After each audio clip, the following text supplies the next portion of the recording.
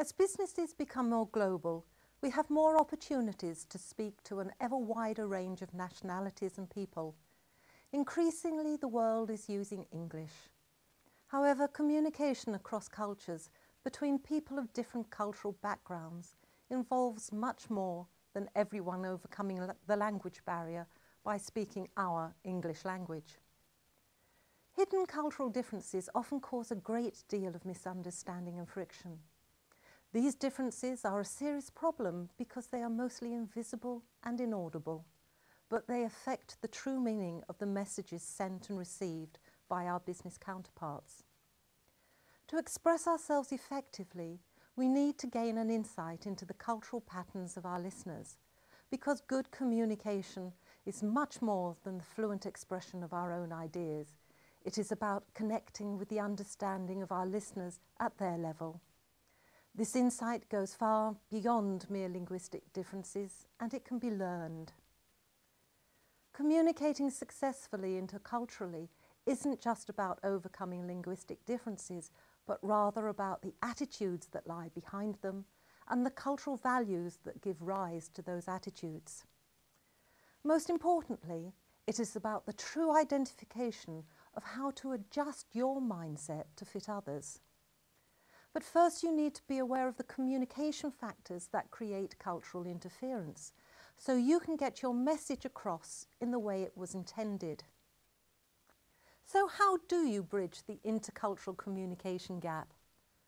Can you remember the last time you spoke to a foreigner whose English was limited? Perhaps instinctively you limited your own vocabulary, slowed down your pace, and even used hand gestures to a much more greater extent. If that's what you did, you are well on your way to being a great international communicator. The following 7 tips will help you modify the way you speak when communicating or presenting across cultures. The first, do you speak too fast? Slow down, because most natural English speakers speak far too quickly, especially when they're telling stories and getting excited. They speak at approximately 150 to 170 words a minute. I'm currently speaking at about 135 to 140 words per minute. Second, what is your accent? Different accents make it harder for others to understand us, whatever the accent is. So give your listener's ear a chance to attune to the rhythm and pronunciation of your voice. Before launching into your sales pitch or presentation, add some inconsequential small talk. 3. How many colloquialisms do you use? Minimize your use of sayings. They never translate into a foreign language and only baffle a foreigner. I once heard an English friend of mine translate into Spanish, "Oh, you can say that again," whereupon the poor confused listener repeated exactly what he'd just said. And then, of course, there's the famous story of out of sight, out of mind, and how that got translated into Russian as "you blind idiot." Number 4, do you use non-universal vocabulary? Keep your language simple. Saying toilet, but not euphemisms like washroom or little boy's room will help. Those phrases have no direct equivalent in other languages and only muddy your meaning. Also, by adding qualifying words like quite and rather, we make it hard for foreigners to understand the shades of meaning they are intended to convey. In Britain, there's a real difference between "it was quite good," meaning it wasn't great, and "I was quite pleased," meaning I was delighted. Practice saying exactly what you mean without dressing it up.